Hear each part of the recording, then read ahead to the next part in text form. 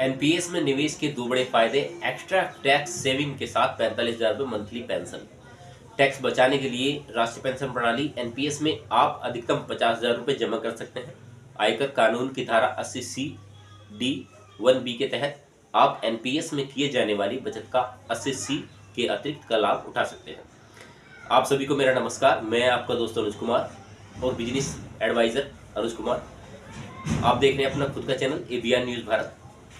आज का जो सेशन होगा वो एनपीएस के तहत आप कैसे बेनिफिट ले पाएंगे, ये संपूर्ण बातें इसी वीडियो के अंदर होने वाली है। और क्या आपको बेनिफिट होगा, जैसे आपने वीडियो का थंबनेल देखा होगा, स्टार्टिंग में ही आपको कुछ ऐसा महसूस हुआ होगा कि एनपीएस एक दीर्घकालीन योजना मान सकते हैं, क्योंकि अब जो वर्तमान की स्थिति मानते हैं वो एनपीएस के तहत अगर आप उसमें निवेश करते हैं, चाहे आप किसी भी सेक्टर से हो, प्राइवेट या गवर्नमेंट सेक्टर से हो, तो आप इसमें इसका बेनिफिट ले सकते हैं।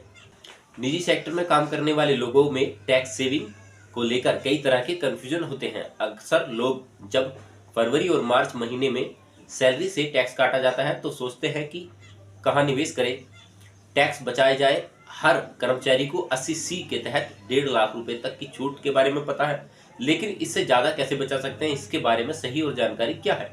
क्योंकि अधिकतर लोग जो जानते हैं वो केवल इतना ही जानते हैं, अगर हम किसी योजना में इन्वेस्ट करेंगे तो हमें जो है टैक्स छूट में लाभ मिलेगी, 1.5 लाख रुपए तक मिलेगी। उससे ज़्यादा पर अगर हम अपना निवेश कहीं करते हैं या हमने किया हुआ है तो उसका बेनिफिट हमें कैसे मिल सकता है, यानी कि उसकी कर छूट में लाभ कैसे मिलेगा, ये संपूर्ण बातें आपको जानना जरूरी है।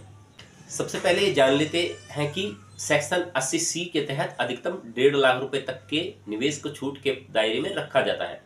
जीवन बीमा प्रीमियम, एनुटी, पीपीएफ में योगदान, लिक्विड इंश्योरेंस प्लान के प्रीमियम भुगतान, नॉन कॉन्वर्टेबल डेटा एन्युटी संबंध में भुगतान, नेशनल सेविंग सर्टिफिकेट में निवेश, बच्चों के एजुकेशन फीस का पेमेंट, अप्रूव म्यूचुअल फंड में निवेश, 5 साल या उससे अधिक के लिए फिक्स डिपॉजिट करना, होम लोन के रिपेमेंट और सुकन्या समृद्धि अकाउंट में निवेश 80C के तहत दायरे में आते हैं। यानी इन सबसे अधिकतम 1.5 लाख रुपए तक के निवेश पर आयकर छूट पा सकते हैं। लेकिन इसके अलावा कहाँ निवेश करें आप तुरंत और इससे अधिक टैक्स बचा सकते हैं, इसके बारे में हम आपको बताते हैं कि आपने नेशनल पेंशन स्कीम के बारे में जरूर सुना होगा। आज हम आपको इसमें निवेश के कुछ फायदे बताने वाले हैं, जो कि आपके भविष्य के लेकर बेनिफिट वाले साबित होंगे और आपकी जो पेंशन ग्रेच्युटी है वो आपको कितनी मिलेगी। टैक्स बचाने के लिए एनपीएस में निवेश क्यों जरूरी है। टैक्स बचाने के लिए राष्ट्रीय पेंशन प्रणाली में आप अधिकतम 50,000 रुपये जमा कर सकते हैं। आयकर कानून की धारा 80C(d)(1)(b) के धारा के तहत आप एनपीएस में जमा किए जाने वाली बचत 80C के अतिरिक्त लाभ उठा सकते हैं। यानी अगर आप एनपीएस में निवेश करते हैं तो फिर उसे 50,000 रुपये तक निवेश अलग से आयकर छूट के दायरे में आएंगे। इस तरह से आप 80C को मिलाकर कुल 2 लाख रुपए का निवेश टैक्स छूट का फायदा उठा सकते हैं। तो ये कहीं ना कहीं आपके लिए बेनिफिट वाली खबर होगी। इस वीडियो को जितना हो सके उतना लाइक एंड शेयर करें। अगर चैनल पर पहली बार आए हैं तो चैनल को सब्सक्राइब करें। अधिकतर मैंने क्या देखा है, मेरी वीडियो में जैसे कमेंट्स आते हैं जो प्राइवेट सेक्टर से हैं, क्या वे भी इसमें निवेश कर सकते हैं, तो मैं आपका इसी वीडियो में समाधान करूंगा। आप तुरंत एनपीएस खाता खुलवाकर अपनी सैलरी कटने से बचा सकते हैं। यानी यही नहीं, टैक्स के अलावा भी एनपीएस एक शानदार रिटायरमेंट स्कीम है। नेशनल पेंशन स्कीम एनपीएस की शुरुआत जनवरी 2004 से की गई थी। पहले इस योजना में केवल सरकारी कर्मी निवेश कर सकते थे, लेकिन साल 2009 में इसे सभी के लिए खोल दिया गया था, यानी हर कोई इस योजना का लाभ ले सकता है। अब बड़े पैमाने पर प्राइवेट जॉब करने वाले भी इस योजना का लाभ उठा रहे हैं और इस योजना से हर प्रकार से जुड़े हुए हैं। आखिर एनपीएस क्या है। टैक्स छूट के अलावा अगर आप रिटायरमेंट के बाद भी बेहतर कमाई की तलाश में हैं तो एनपीएस में खाता खुलवा सकते हैं। यह अकाउंट आपके नाम से या फिर आपकी पत्नी के नाम से ओपन करवा सकते हैं। इस स्कीम में 60 साल की उम्र पूरी होने के बाद एक मुफ्त और मासिक पेंशन सुविधाएं मिलती हैं। यानी 60 साल के बाद आप किसी के ऊपर निर्भर नहीं रहेंगे, आपकी जो पेंशन मिलेगी वो आपको स्वतः ही मिल जाएगी।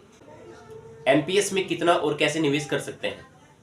आमदनी के हिसाब से आप एनपीएस खाते में मंथली या फिर सालाना पैसे जमा कर सकते हैं। आप एनपीएस में मात्र 1,000 रुपये से भी निवेश की शुरुआत कर सकते हैं, जिससे आप 65 साल की उम्र तक चला सकते हैं। एनपीएस निवेश पर 40% एनुटी खरीदना जरूरी है, जबकि 60% रकम 60 साल के बाद एक मुफ्त निकालने की सुविधाएं आपको मिलती हैं। उदाहरण के तौर पर समझ सकते हैं कि इसका फायदा आखिर क्या होगा। उदाहरण के तौर पर आप अगर अपनी उम्र 30 साल है, यानी कि आपकी अगर उम्र 30 साल है, तो आप एनपीएस अकाउंट में हर महीने 5,000 रुपये निवेश कर सकते हैं और निवेश 30 साल तक जारी रखते हैं, यानी 60 साल की उम्र तक उस निवेश पर 10% रिटर्न के साथ 60 साल की उम्र में आपके अकाउंट में 1,12,00,000 रुपये हो जाएंगे। नियम के मुताबिक उम्र 60 साल होते ही आपको एक मुश्त 45 लाख रुपए कैश मिल जाएंगे। इसके अलावा हर महीने 45,000 रुपये पेंशन मिलेगी। बता दें कि जब निवेश 30 साल से कुल 18 लाख रुपए निवेश करते हैं, इससे 10% सालाना रिटर्न की अनुमान लगाया जा सकता है। ब्याज की बात करें तो ब्याज ऊपर या नीचे हो सकता है। अब इसमें उम्र सीमा की बात कर लेते हैं कि किस उम्र का व्यक्ति इसमें निवेश कर सकता है, यानी कि अपना अकाउंट ओपन करवा सकता है। भारत का कोई भी नागरिक जिसकी उम्र 18 से 65 वर्ष के बीच है इसमें शामिल हो सकता है। आप किसी भी बैंक में अपना अकाउंट खुलवा सकते हैं। मैच्योरिटी के बाद निवेश एनपीएस में से 60% पैसा निकाल सकते हैं, यानी कि 60 वर्ष की आयु के बाद कोई भी व्यक्ति एनपीएस में कुल जमा राशि के 60% अकाउंट बिना किसी टैक्स के निकाल सकता है। एनपीएस में 2 तरह के अकाउंट होते हैं, टियर 1 और टियर 2। आपका जो पैसा होगा वो एनपीएस अकाउंट में सुरक्षित रहेगा। आप घर बैठे ऑनलाइन ई एनपीएस अकाउंट खोल सकते हैं। एनपीएस को पेंशन फंड नियामक और विकास प्राधिकरण पीएफआरडीए की ओर से चलाया जाता है, जिसके कारण यह काफ़ी सेफ है। पिछले कुछ सालों में एनपीएस अकाउंट बड़े पैमाने पर खुले हुए हैं। तो दोस्तों, ये छोटी सी नॉलेजेबल वीडियो थी। ये आपको कैसी लगी आप मुझे वीडियो में कमेंट्स करके बता सकते हैं, या फिर आपको इस पर कुछ राय देनी हो अपनी, तो आप वो भी अपनी वीडियो में कमेंट्स कर सकते हैं। क्योंकि मेरा हमेशा से मकसद जो बनता है, मैं केवल जो वीडियो बनाता हूँ एजुकेशन पर्पज़ के हिसाब से बनाता हूँ, ताकि मैं लोगों में जागरूकता फैला सकूँ। क्योंकि एक अवधारणा बनी हुई है एनपीएस को लेकर, तो मैंने उसको एक्सप्लेन करने की कोशिश की है। क्योंकि मैं जो वीडियो बनाता हूँ वो केवल और केवल एजुकेशन पर्पज़ के हिसाब से बनाता हूँ, और मैंने किसी का कोई आपको केवल एक एक्सप्लेनेशन के आधार पर समझाया है कि आप एनपीएस में इतना निवेश करेंगे तो आपको इतना बेनिफिट होगा। क्योंकि जो वीडियो में कमेंट्स आते हैं कि एनपीएस बेकार है या एनपीएस सही है, कुछ ऐसे ही कमेंट्स आए थे, तो मैंने जो है वीडियो बनाने की कोशिश की है कि जो लोगों के मन में अवधारणा है एनपीएस को लेकर, क्योंकि ओपीएस के बारे में भी मैंने वीडियो बनाई है और 18 महीने डीए को लेकर अपडेट दी है, और एनपीएस को लेकर भी एक अपडेट दी थी 4 से 5 महीने पहले वीडियो डाली थी, उसका भी अच्छा खासा परफॉर्मेंस रहा। तो मेरा तो केवल इतना ही कहना है कि अगर आपको सही और सटीक जानकारी होगी तो उस चीज़ का बेनिफिट आपको जरूर मिलेगा। जितना हो सके इस वीडियो को लाइक एंड शेयर करें, ताकि ये छोटी छोटी जानकारियाँ जो होती हैं, यानी कि किसी को भी कुछ बेनिफिट साबित होता है किसी भी चीज़ से, तो आप उसका बेनिफिट ले सकते हैं। यानी कि जो आपके परिवार के मित्र होंगे, आप अगर उनको ये वीडियो शेयर करेंगे तो हो सकता है कि उनको कोई ना कोई बेनिफिट जरूर मिल जाए। अगर कोई अपना जीवन को लेकर कोई प्लान करने की कोशिश कर रहे हो, यानी कि आप 18 वर्ष की उम्र से शुरू कर सकते हैं एनपीएस में, और 18 वर्ष से लेकर 65 वर्ष तक कर सकते हैं। तो ये कहीं ना कहीं हर एक भारतीय के लिए अच्छा होगा। अगर आप एनपीएस में निवेश करते हैं, अगर आपके पास पैसा ठीक है लगाने के लिए, तो आप इसमें निवेश कर सकते हैं, या फिर आपके पास एक नॉर्मल परिवार से है, आप तब भी इसमें अपना जो बेनिफिट ले सकते हैं। क्योंकि जो बंदा जॉब करता है तो उसके लिए तो बेनिफिट वाला साबित देखिए होता है, और जो बंदा जॉब नहीं करता, क्योंकि जो बंदा जॉब कर रहा है उसको तो पेंशन मिलेगी, चाहे वो एनपीएस में मिले चाहे ओपीएस में मिले। ये तो सवाल है एक, क्योंकि जो लोगों के मन में सवाल है वो अधिकतर उभरते हैं। तो अगर आप कोई जॉब भी नहीं करते लेकिन आप फिर भी इसमें निवेश करना चाहते हो, तो आपका जिस भी बैंक में अकाउंट ओपन हो उसमें आप अपना जो है एनपीएस अकाउंट ट्रांसफर करवा सकते हैं, या फिर नया एक अकाउंट एनपीएस के नाम से खुलवा सकते हैं। ये आपको बेनिफिट होगा किसी न किसी प्रकार से।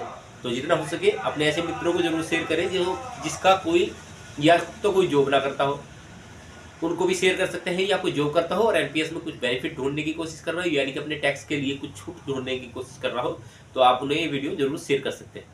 चलिए, मिलते रहेंगे आपसे ऐसे ही नॉलेजेबल मुद्दों के साथ। तब तक अपना ख्याल रखें, मिलते हैं नेक्स्ट वीडियो में।